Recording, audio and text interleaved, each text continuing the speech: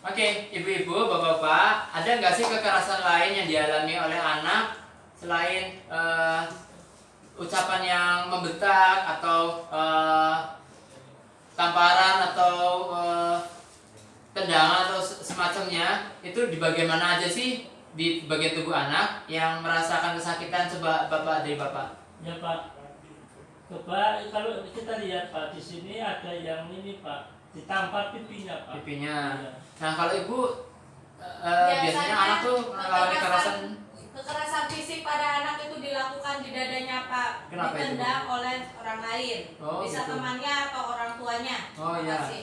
Kalau ibu Umi gimana? Biasanya dicubit Pak sama temennya. Di tangan ya. Iya. Kalau ibu Rani? Di telinga Pak, biasanya dijewer. Gitu. Ada nggak sih bagian tubuh lain yang dirasakan sakit oleh anak gitu Bu? Pak mungkin. Ada Pak, biasanya ini kelakuan ini Pak, orang-orang yang jahat banyak punya permasalahan psikis Pak, misalkan sering megang kelamin atau apa-apa Pak. Oh gitu. Jadi ibu-ibu, bagian tubuh manapun dari si anak harus kita awasi. Jangan sampai dilakukan pelecehan oleh orang lain.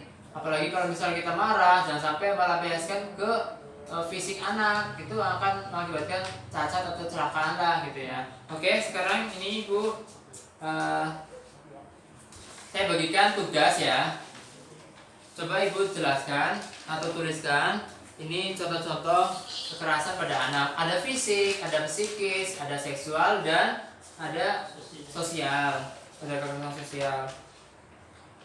Nah, udah selesai Bu dikerjain semua? Sudah Nah, Pak. oke, saya kumpulin ya Bu ya.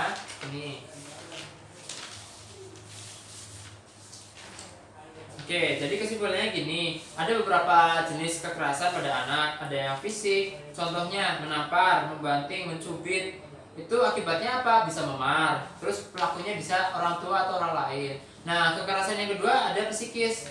Contohnya ini ada dari Ibu Umi ya, membentak, memarahi, mengejek, itu psikis Bu. Akibatnya apa? Jadi anak itu jadi takut, pendiam, murung. Benar kan Bu? Betul.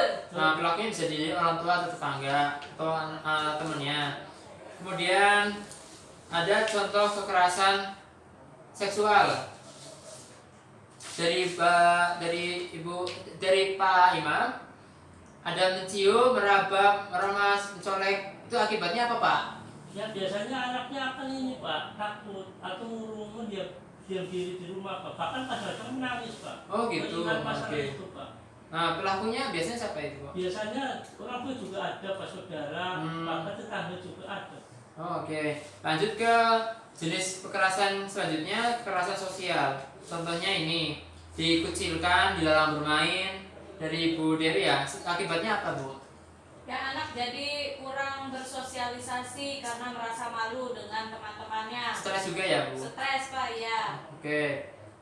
Pelakunya biasanya siapa Bu? Selain teman-temannya juga bisa dari tetangganya. Misalnya kalau faktor ekonomi, tetangga ikut mengucilkan anak tersebut. Oke. Atau bisa jadi kakaknya atau sepupunya gitu Oke. Pak. Oke, sekarang beri plus untuk kita semua. Tepuk bagus. Bagus. Bagus.